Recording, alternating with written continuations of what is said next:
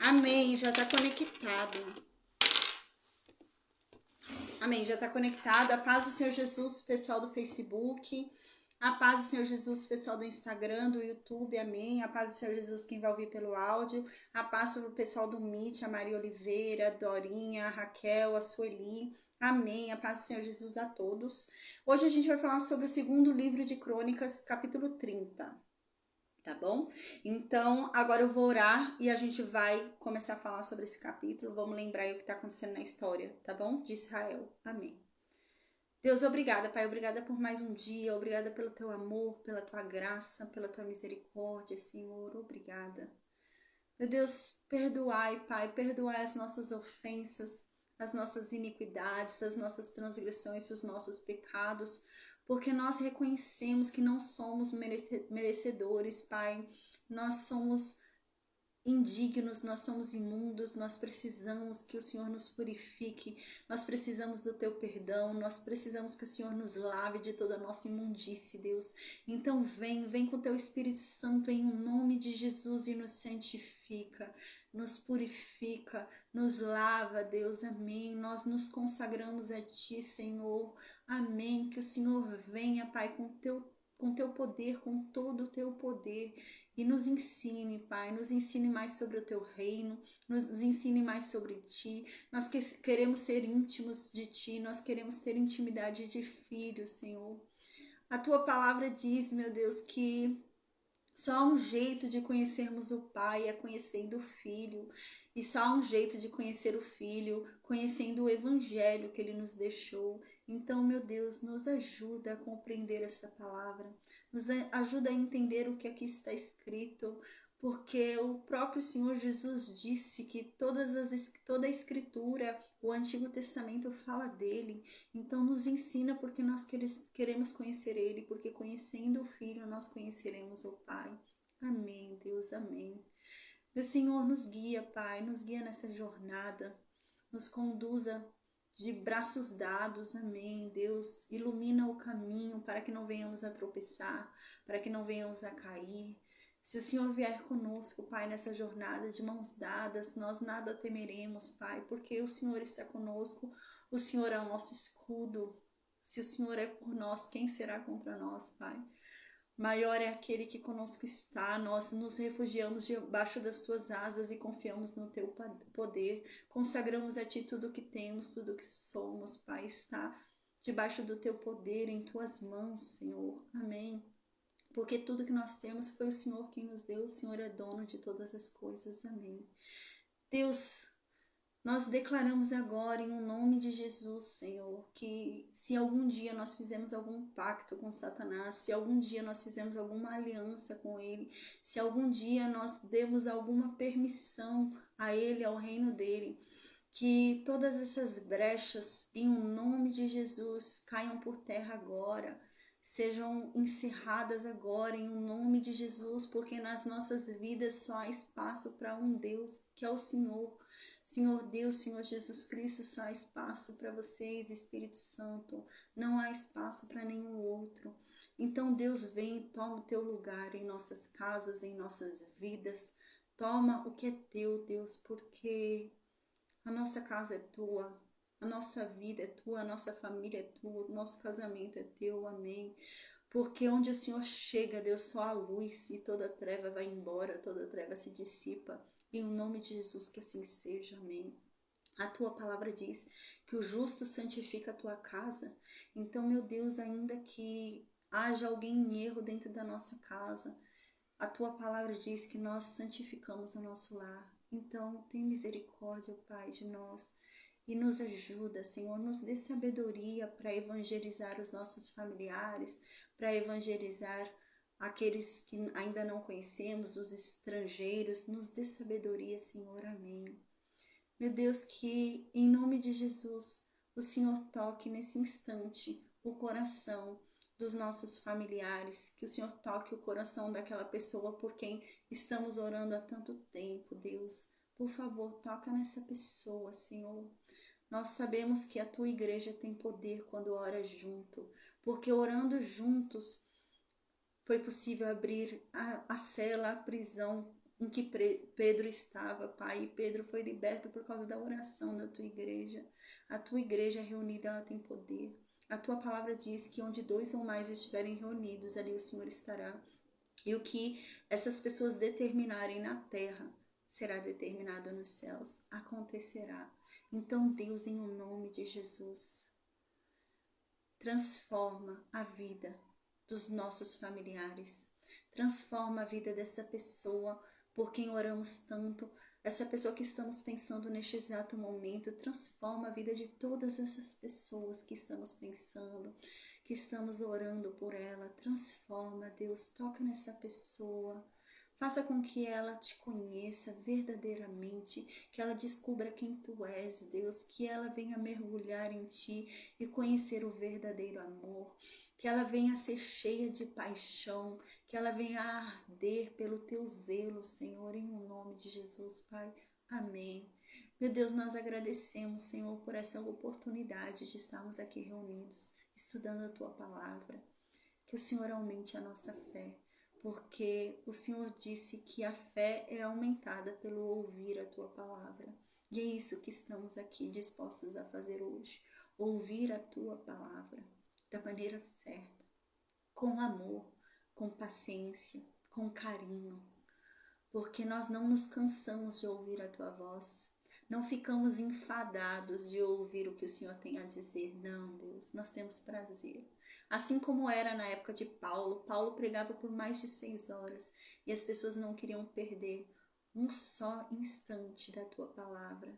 E que assim sejamos nós, que não venhamos a nos cansar de ouvir o Senhor dizer, de ouvir o Senhor falar, que não venhamos a nos cansar, que venhamos a ter a mesma disposição que nós tínhamos para o mundo, que venhamos a ter para o teu reino, porque o Senhor nos cobra isso. A mesma disposição que nós dávamos ao mundo, nós devemos dar a ti. Amém. Meu Deus, que venhamos a ter consciência de que não levamos mais o nosso nome, não carregamos mais os nossos nomes, mas carregamos o nome de Cristo. Já não mais nos representamos, mas representamos a Cristo. Temos a responsabilidade de mostrar quem Cristo é nessa terra. Que venhamos a ter essa consciência, que quando as pessoas nos veem, quando nos dizemos, nos declaramos cristãos, as pessoas esperam ver Cristo através de nós. E nós devemos ter esse cuidado de mostrar Cristo verdadeiramente do jeito que Ele é. Então nos ensina, Pai, nos ajuda a ser Cristo nessa terra, nos ajuda a sermos melhores. Meu Deus, nos ajuda a sermos a Bíblia viva que as pessoas lerão, nos ajuda a darmos testemunho vivo do Teu poder e de quem Tu és. Nos ajuda, Senhor, a falar acerca de Ti e do Teu reino através das nossas vidas, do nosso testemunho e do nosso agir. Que nós sejamos exemplo, Pai. Em nome de Jesus, amém. Livrai-nos de todo o mal. Amém. Amém, amém, amém. Então agora a gente vai para o segundo livro de Crônicas, capítulo 30. Na aula de ontem, a gente lembra que surgiu um novo rei, né? A gente lembra que o rei Acaz morreu, do reino sul, descendente de Davi, que foi um péssimo rei. Acaz foi terrível, né? Horrível, a gente lembra. E a paz, Natália, amém. A gente lembra que Acaz, né, era um rei que Deus estava levando já Judá à destruição por causa de Acaz, de tão ruim que era Acaz. Acaz era um rei difícil. E enquanto isso a gente lembra que lá em cima está quem? O último rei do Reino Norte, que é Oséias, tá? Então a gente está nesse momento da história, Acaz morreu, quem é que virou rei agora? Ezequias. E Ezequias foi um divisor de águas. Ezequias foi um rei extraordinário. A Bíblia diz que Ezequias foi um rei que não houve igual. Depois de Davi, não houve um rei igual a Ezequias. Não houve. Em toda a história de Judá. Não houve um rei igual a Ezequias depois de Davi. Caramba! Olha o nível desse rei que a gente está estudando. E a gente vai ver, gente, a história dele é bem legal. A gente vai ver. Ele vai cometer um erro aí em um momento da história, mas ele vai se arrepender. Realmente ele era igual Davi, né? Não significa que ele não errava, né? Igual Davi. Davi errou, Davi pecou, né? 2 vezes, mas Davi se arrependia. A questão não era ser perfeito, mas ter um coração, né, como o de Deus, né, um coração voltado, né, ao arrependimento, ao reconhecimento, né, de que não é o dono da verdade, né, de um coração voltado a ouvir o que Deus diz, né. Davi era assim, e Ezequias também. A gente vai ver que Ezequias é assim. Ezequias é um rei diferenciado. E a gente lembra que ele virou rei e ele já chegando, né? No primeiro mês do reinado de Ezequias, Ezequias já entra fazendo uma reforma religiosa. No primeiro mês, ele já vai e manda consertar o templo. Lembra que o templo havia sido fechado pelo pai dele, Acás? Lembra que o templo havia sido destruído, né? Acás tinha destruído os portões do templo. Acás tinha pego coisa de dentro do templo e jogado no lixo. Ele tinha pego coisa santa de dentro do templo e jogou no lixo.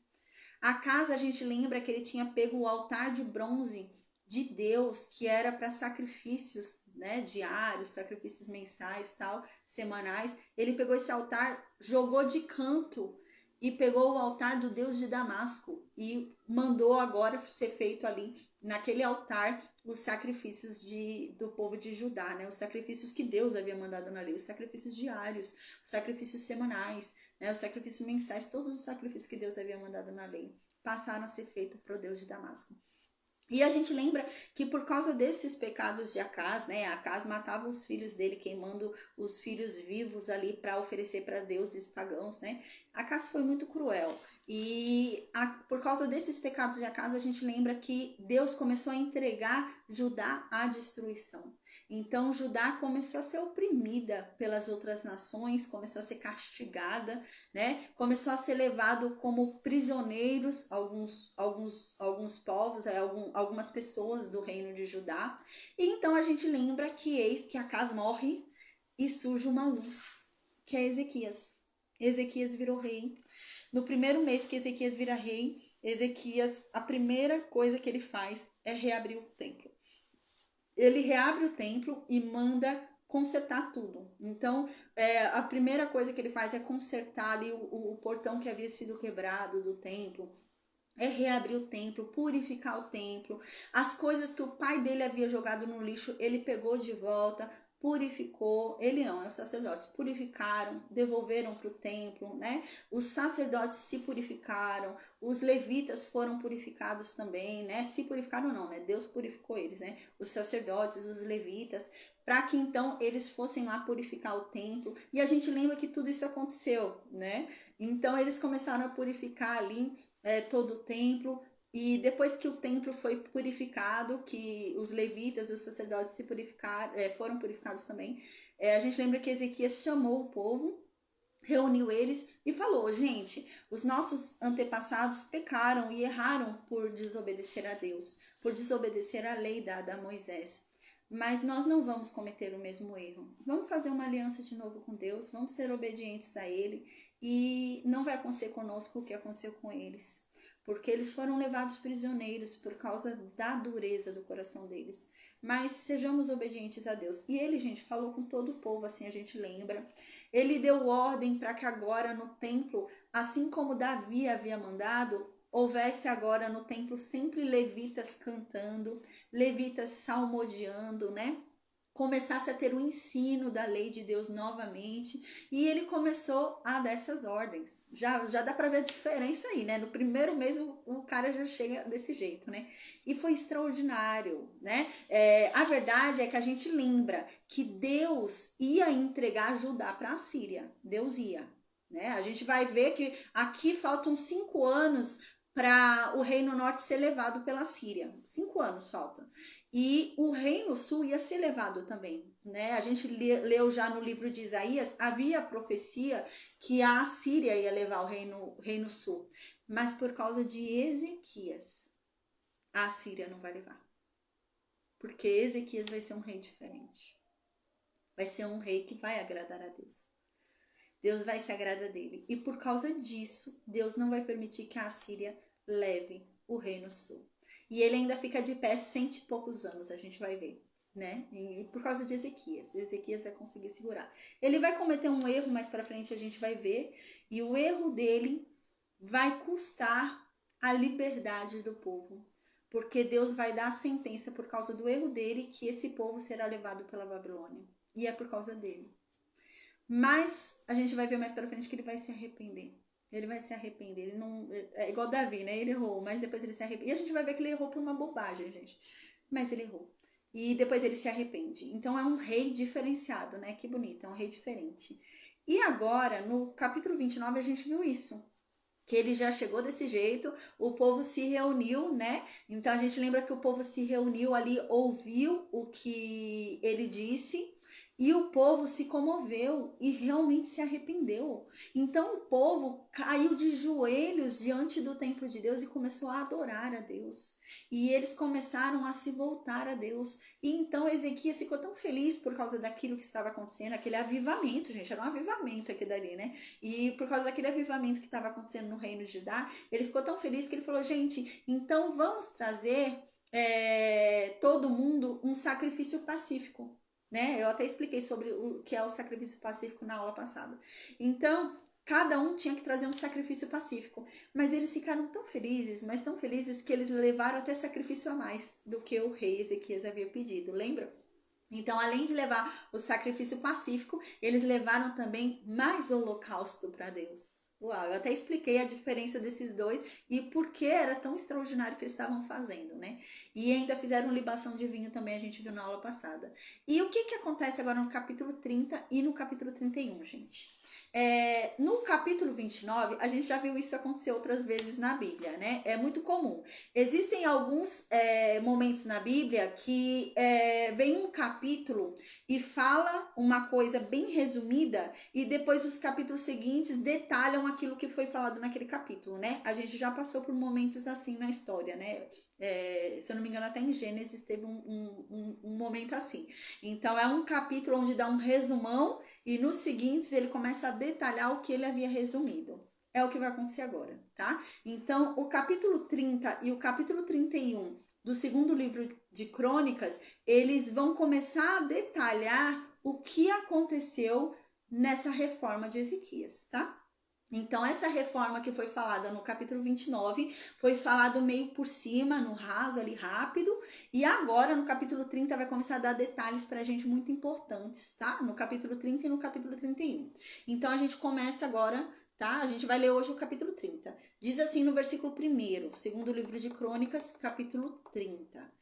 Depois disto, Ezequias enviou mensageiros por todo Israel e Judá, e escreveu também cartas a Efraim e a Manassés, para que viessem à casa do Senhor em Jerusalém, para celebrarem a Páscoa ao Senhor, Deus de Israel. Então, o que acontece? A Páscoa, a gente lembra, era celebrada no primeiro mês. Lembra? A gente lembra quando o povo saiu lá do Egito, quando Israel saiu do Egito, não estava no primeiro mês do ano. O calendário já tinha começado. Eles saíram lá do Egito lá para março, abril. E o calendário do ano já tinha começado. Mas quando eles saíram, Deus falou: olha, agora o calendário de vocês vai zerar. Porque eu tirei vocês do Egito, vocês vão ter uma vida nova e o ano de vocês vai começar agora. Quando eu tirei vocês do Egito. E a gente lembra que no primeiro mês eles tinham que cumprir ali o ritual da Páscoa, que era o que eles tinham feito lá para sair do Egito na morte do primogênito. Lembra que os primogênitos morreram? Eles cumpriram a Páscoa lá desde dentro do Egito. Aí deu um ano no deserto, eles cumpriram a Páscoa depois de um ano, no mesmo dia que eles saíram do Egito. E eles tinham que ficar cumprindo a Páscoa ali, sempre nesse dia da morte dos primogênitos, tá? E o que acontece? Eles sempre tinham que cumprir no primeiro mês do ano. Mas o primeiro mês do ano não deu para cumprir a Páscoa. Por que não? Porque coincidiu que eles estavam limpando o templo. Então eles estavam limpando o templo, estavam se purificando, então não deu para fazer a Páscoa. Mas, gente, eles não faziam a Páscoa há muito tempo. Há muito tempo, a gente vai ver, eles não cumpriam.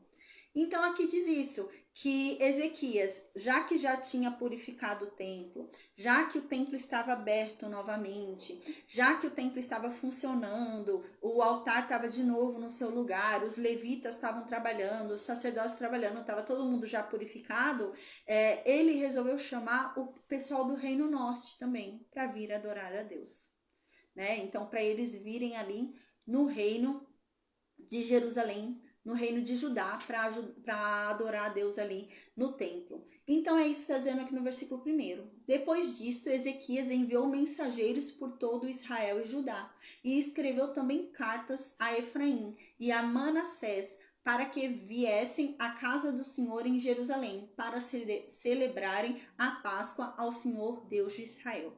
A gente lembra que a Páscoa, na lei, estava dizendo que eles tinham que celebrar a Páscoa, né, lá com Deus. Então eles tinham que ir lá no templo. Lembra que eles até levavam barracas e eles dormiam lá, né? Dependendo da festa que fosse, eles tinham que ficar 7 dias, não sei quantos dias. Lembra que eles montavam barracas e ficavam lá na porta do templo, né? Eles dormiam ali na frente do templo.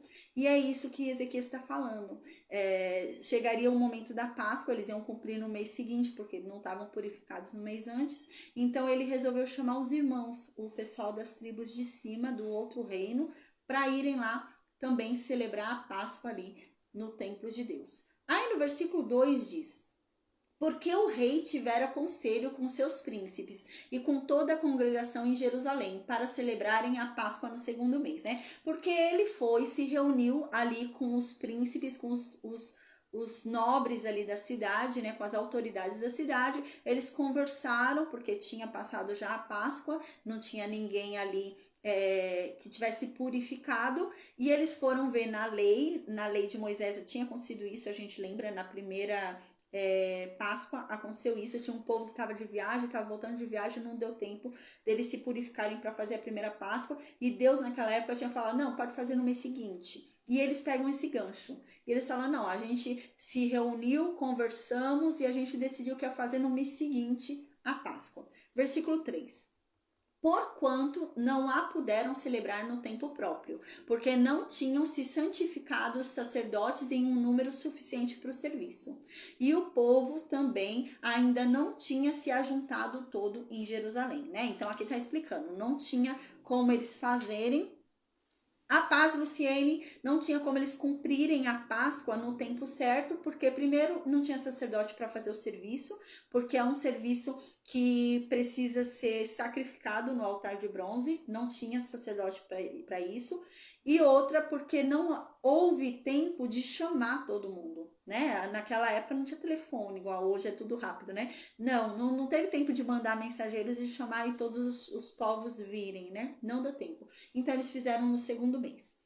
No versículo 4 diz que o rei achou isso legal, né? Esse consenso que eles chegaram, e então todo o povo também achou legal isso daí deles fazerem a Páscoa. No versículo 5, então, diz que o rei mandou que fossem em todo Israel, não é só no reino de Judá, vai em todo Israel, vai lá no reino de Judá, lá embaixo, na tribo de Benjamim de Judá, e lá no reino norte, onde tem as 10 tribos, né? E ele mandou ir em todo o reino de Israel, desde Berseba, que é o sul, lembra? Berseba lá embaixo, até Dan, que é o norte lá em cima. Mandou ir por todo o território ali para chamar o pessoal para vir celebrar a Páscoa de Deus lá em Jerusalém, né? E aqui diz, porque muitos não a tinham celebrado como estava escrito, né? Então, porque eles não haviam mais celebrado, né, a Páscoa que Deus havia determinado que era para celebrar, para eles se lembrarem de que eles foram poupados no Egito, né? De que Deus havia matado um cordeiro no lugar deles. Era para eles morrerem, mas um cordeiro morreu no lugar deles. E por isso eles deveriam celebrar a Páscoa. Aí no versículo, para eles se lembrarem que a morte era deles, não era daquele cordeiro, né?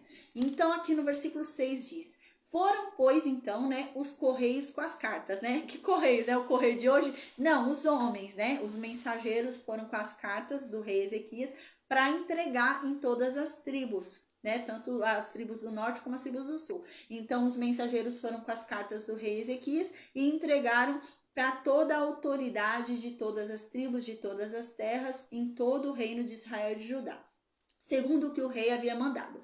E a carta dizia assim: filhos de Israel, se convertam ao Deus de Abraão, se convertam ao Deus de Isaque e de Israel, para que ele se volte para o restante de vocês que conseguiram se escapar da mão do rei da Síria. O que acontece? Vamos lembrar o que está acontecendo aqui na história, para a gente entender que mensagem é essa? Essa mensagem ele está mandando lá para o Reino Norte. O que aconteceu lá no Reino Norte? Uma invasão. A Assíria invadiu. Lembra que a Síria invadiu o Reino Norte? E agora o Reino Norte é tributário da Síria? O Reino Norte paga todo ano imposto para a Síria. E nessa invasão, gente, alguém morreu. Teve morte. É isso que ele está dizendo aqui. Teve morte, teve gente que foi levada prisioneira, entendeu? Para a Síria. E é isso que o rei está falando.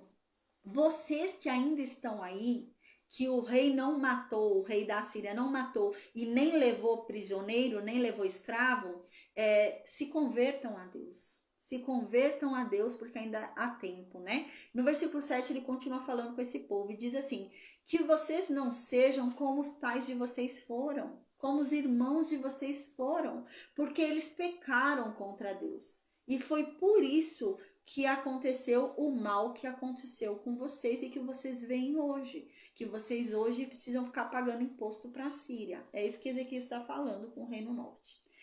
Então, no versículo 8, Ezequias continua falando na carta, né? Na carta que ele mandou pelos mensageiros. Não endureçam agora a vossa cerviz, né? Então, a gente lembra...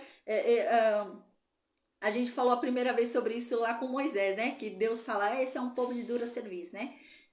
Cerviz é cervical, né? É aqui, é pescoço, né?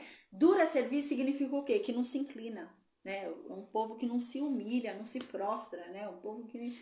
E aí está falando, não endureçam agora a vossa cerviz, né? Não resistam, se humilhem, venham para cá, né? Adorem a Deus. Não façam como o pai de vocês fizeram, que endureceram a cerviz deles. Dai a mão ao Senhor. Ai, que bonito, né? Venham de mão dadas com Deus, dá a mão para Ele. E venham ao santuário que Ele santificou para sempre. E sirvam ao Deus que é de vocês, para que a ira dele se desvie de vocês. Então, aqui no versículo 9, Ezequias continua falando. Porque se vocês se converterem a Deus, meus irmãos, e os filhos de vocês também, e os irmãos de vocês também se converterem a Deus, vocês encontrarão misericórdia dele. Vocês encontrarão misericórdia e pode ser que os que foram levados prisioneiros para a Síria ainda voltem, se vocês se converterem a Deus. Então aqui ele diz, porque Deus é misericordioso e Deus tem compaixão. E ele não vai desviar o rosto deles de vocês, se vocês se converterem a ele.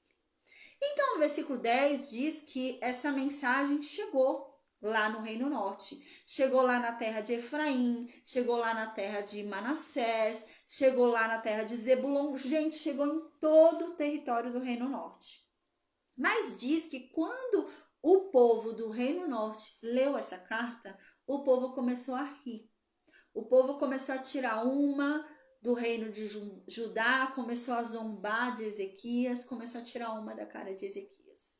Aí no versículo 11 diz que depois, né, bateu um remorso ali, depois alguns homens, algumas pessoas da tribo de Asser resolveram ir para o templo em Jerusalém, para adorar a Deus. E também alguns de Manassés, e também alguns de Zebulon. Eles resolveram se humilhar e foram lá, até Jerusalém. Gente, isso não era fácil não. A gente lembra, né? A gente vem estudando e falando sobre a rixa que havia entre eles, né? Havia uma rixa muito grande entre o reino de Judá e o reino de Israel. Entre o reino norte e o reino sul havia uma rixa muito grande, né? Eles queriam se matar, era um povo querendo matar o outro, eles não se gostavam, se uniam contra com outra nação para destruir eles, né? Era esse nível, eles se odiavam, né? Era um ódio muito grande entre os dois reinos ali, eles se rejeitavam. O reino de Judá rejeitava o reino norte, não deixava o reino norte lá, o reino norte também dizia que não precisava ir para lá no templo, e era essa coisa. Mas eles se humilharam, realmente, e foram em Jerusalém. Não era fácil isso, não. Eles foram lá para Jerusalém, e entraram em Jerusalém, e foram lá adorar a Deus no templo. E aqui diz no versículo 12, e a mão de Deus esteve com Judá. Então Deus foi com Judá. A gente estudou isso na aula passada, né? Que Deus fez Judá prosperar, fez Judá retomar terras que haviam sido levadas, né? Judá conseguiu retomar prisioneiros que haviam sido tomados, né? Por conta de Ezequias, por causa do rei. Como o rei agradava a Deus, Deus fazia com que as coisas dessem certo para ele. E para o povo, que era ele o rei, então se dá certo para o rei, dá certo para o povo. Aí no versículo 12, e a mão de Deus esteve com Judá, dando-lhes um só coração, para fazerem o mandado do rei e dos príncipes, conforme a palavra do Senhor. Sabe o que está dizendo aqui? Que o povo era obediente ao rei. Eram todos um só coração com o rei. O rei era bom, o rei servia a Deus, o rei fazia as coisas certas e o povo obedecia ao rei. E tudo deu certo. Todos eram um só coração ali, ninguém reclamava de nada. Estava tudo indo certo, tudo indo bem. E o que o rei falava, o povo fazia, o povo confiava. Versículo 13. E ajuntou-se em Jerusalém muita gente para celebrar a Páscoa. Que legal, hein? Muita gente se juntou para celebrar a festa dos pães ázimos no segundo mês, uma congregação muito grande. Então eles se levantaram e tiraram os altares que haviam em Jerusalém. Gente, houve um avivamento tão extraordinário que o próprio povo começou a andar pela cidade destruindo os altares pagãos. O próprio povo. É um avivamento extraordinário. Ele está dizendo, o próprio povo se levantou e destruía os altares pagãos que tinham ali, tiraram todos os altares que tinham incenso também, e eles pegaram tudo isso e lançaram bem longe, lá no Ribeiro de Cedron, que a gente tinha visto isso na aula passada, né? Só que agora está falando com mais detalhes. No versículo 15. Então sacrificaram a Páscoa no 14º dia do segundo mês. E os sacerdotes e levitas se envergonharam e se santificaram e trouxeram holocaustos à casa de Deus. Lembra, na aula passada a gente estudou isso. Tinha falado na aula passada que os levitas estavam mais dispostos a se purificar do que os sacerdotes. Os sacerdotes estavam meio com má vontade. E pelo jeito, agora está explicando, né, o que aconteceu. Realmente, os levitas devem ter se santificado antes. Eles começaram a ver o povo agindo e destruindo os altares. E os sacerdotes, sem se santificar, eles se envergonharam, ficaram com vergonha, né? Porque eles deviam ser o primeiro, são sacerdotes. Eles se envergonharam, foram lá se santificar. Então, eles trouxeram holocaustos à casa de Deus para se purificarem também, né?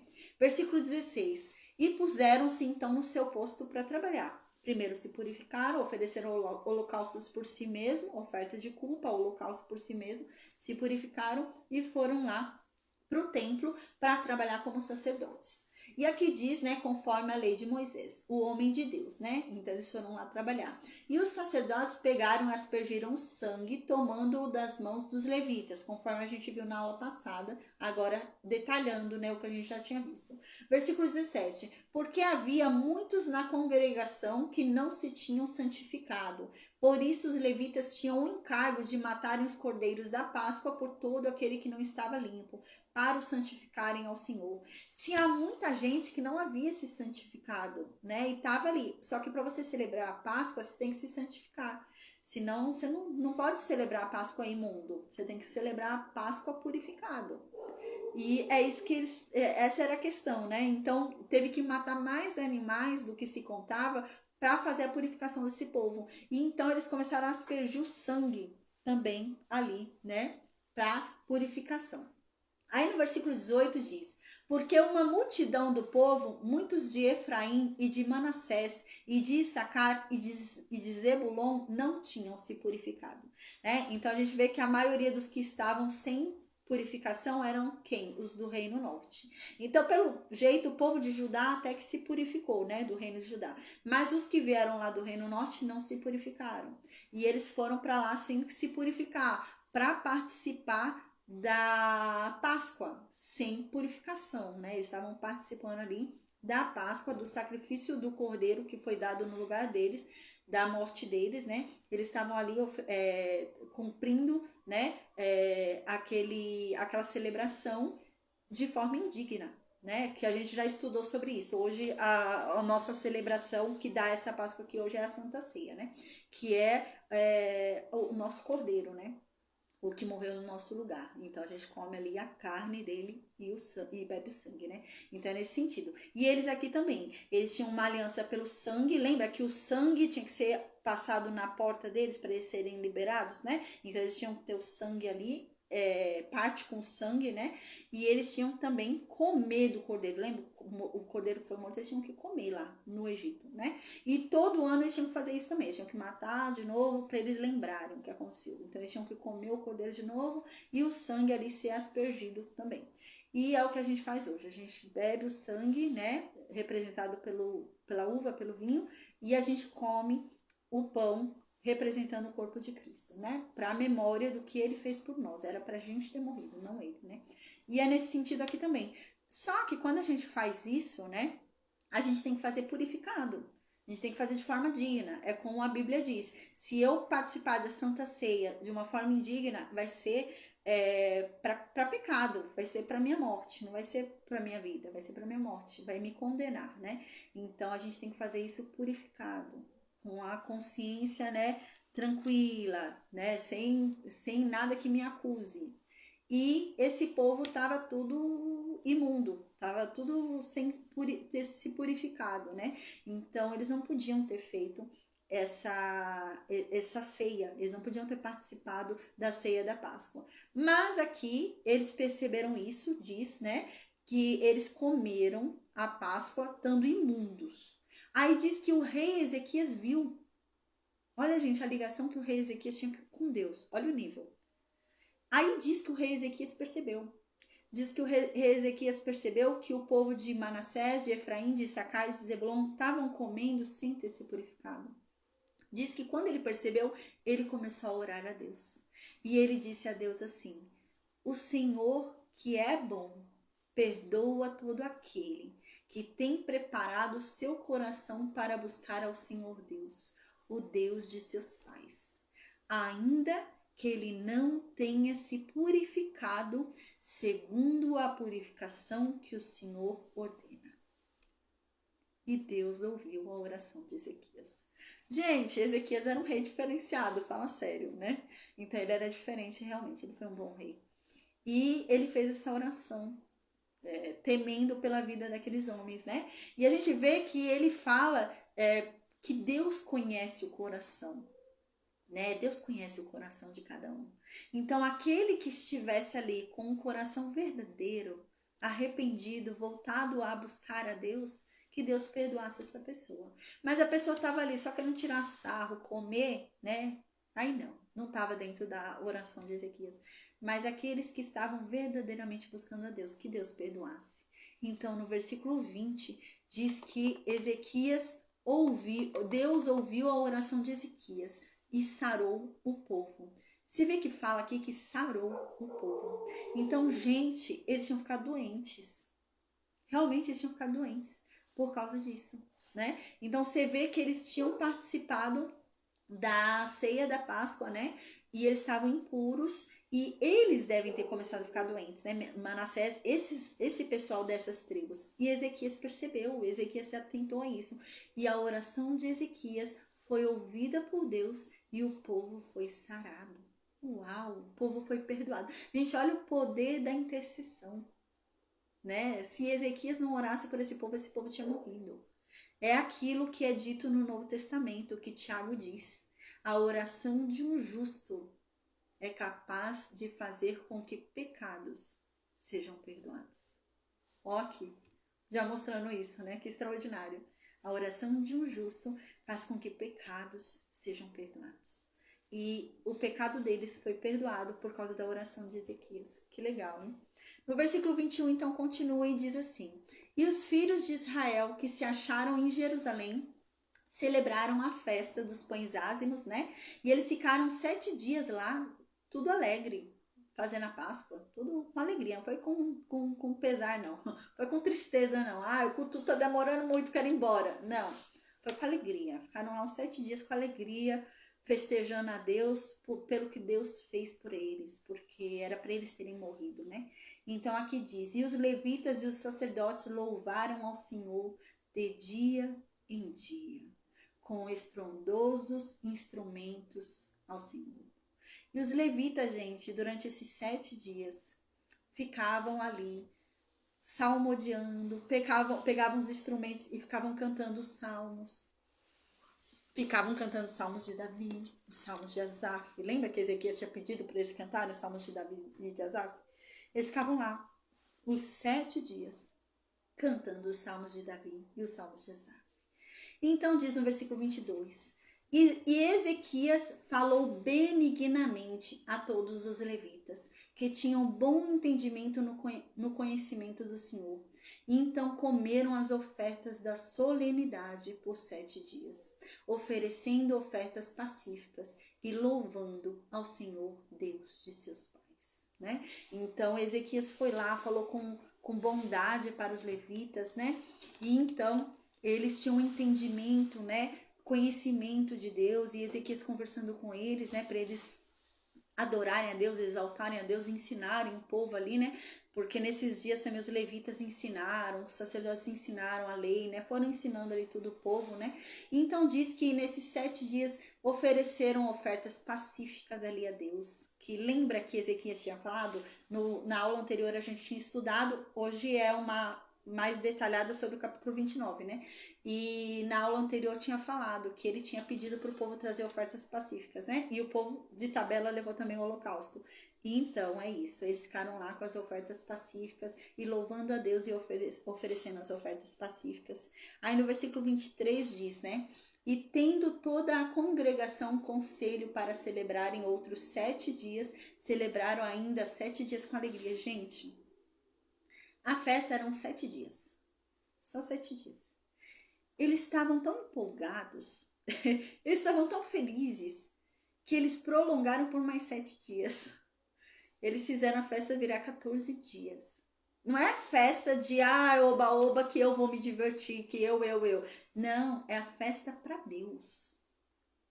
Eles prorrogaram por mais 7 dias a festa de adoração a Deus. Os sacrifícios vieram trazendo mais animais, porque mais 7 dias tem que comer mais 7 dias, né? Então trouxeram mais animais, gente. Eles quiseram ficar mais 7 dias ouvindo os salmos, ouvindo a lei, aprendendo, ouvindo as histórias, o livro, né, da lei, ouvindo ali sobre os profetas que já passaram, as histórias. E eles ficaram lá mais 7 dias ouvindo. Olha o avivamento, né? Que avivamento que houve, né?